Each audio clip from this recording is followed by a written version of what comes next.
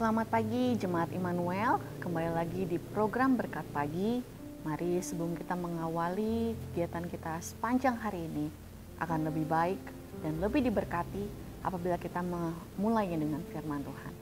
Oleh sebab itu pagi hari ini kita akan sama-sama belajar masih membahas kitab Mika. Di zaman Mika ini kembali lagi Allah menyerukan penghukuman bagi bangsa Israel, khususnya Yehuda. Dengan hal ini kita jadi bisa melihat betapa bebalnya bangsa Israel dari generasi ke generasi. Tapi juga kita bisa melihat betapa panjang sabarnya Allah yang kita sembah menghadapi mereka. Teguran demi teguran melalui nabi-nabinya, melalui hamba-hambanya terus didengungkan. Walaupun tetap saja bangsa ini kembali berbuat dosa yang bisa dikatakan dosa lama mereka, tapi Allah dengan kesabarannya terus menuntun kehidupan mereka. Salah satu alasan penghukuman Allah atas Yehuda di zaman Mika ini adalah di mana para pemimpin-pemimpin dan imam-imam saat itu melakukan kesalahan yang sangat besar dan mengecewakan hati Allah. Mari sama-sama kita baca ayatnya di dalam Mika, pasalnya yang ketiga, ayatnya yang ke-11. Saya bacakan bagi saudara semua. Para kepalanya memutuskan hukum karena suap, dan para imamnya memberi pengajaran karena bayaran. Para nabinya menenung karena uang, padahal mereka bersandar kepada Tuhan dengan berkata, "Bukankah Tuhan ada di tengah-tengah kita? Tidak akan datang malapetaka menimpa kita." Ternyata di zaman itu, para pemimpinnya sudah tidak lagi melakukan apa yang menjadi kehendak dan maunya Allah di dalam memimpin bangsa Israel. Bahkan mereka beraninya bertindak semena-mena demi mendapatkan keuntungan bagi diri mereka sendiri dengan membawa nama Tuhan. Para pemimpin yang seharusnya membawa rakyatnya berbuat hal benar, namun sebaliknya di zaman itu mereka malah memanfaatkan mereka, bahkan menyesatkan rakyat-rakyatnya yang dipimpin oleh para pemimpin yang ada saat itu. Kalau kita lihat di ayat yang tadi, saudara kita sudah baca dalam Mika pasal yang ketiga ayat yang ke-11, para pemimpin-pemimpin itu melakukan segalanya demi uang. Dalam Matius pasal yang ke-6 ayat yang ke-24, saya bacakan lagi bagi saudara semua. Tak seorang pun dapat mengabdi kepada dua tuan, karena jika demikian, ia akan membenci yang seorang dan mengasihi yang lain, atau ia akan setia kepada yang seorang dan tidak mengindahkan yang lain. Kamu tidak dapat mengabdi kepada Allah dan kepada Mamon. Apabila seorang pemimpin sudah tidak lagi mengabdi kepada pemimpinnya, yaitu dalam hal ini adalah Allah sendiri, maka ia akan mengabdi kepada hal lain, yang adalah Mamon ataupun uang. Kalau kita belajar sedikit, mamon berasal dari bahasa Aram, menggunakan kata mamona yang berarti adalah kekayaan, keuntungan yang mengacu kepada uang ataupun harta.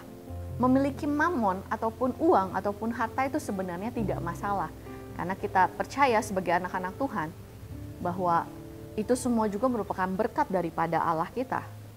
Namun, mencintai uang, bahkan menghambakan diri kepada uang, bukan lagi kepada Allah, itulah yang merupakan sebuah kesalahan besar. Dan inilah yang dilakukan oleh para pemimpin-pemimpin di bangsa Israel pada zaman Mika itu, dan mereka mendapatkan teguran yang sangat keras melalui Nabi Mika. Oleh sebab itu saudara, mari kita memastikan hidup kita setiap hari, kita pastikan bahwa kita menghamba hanya kepada Allah saja, bukan kepada uang.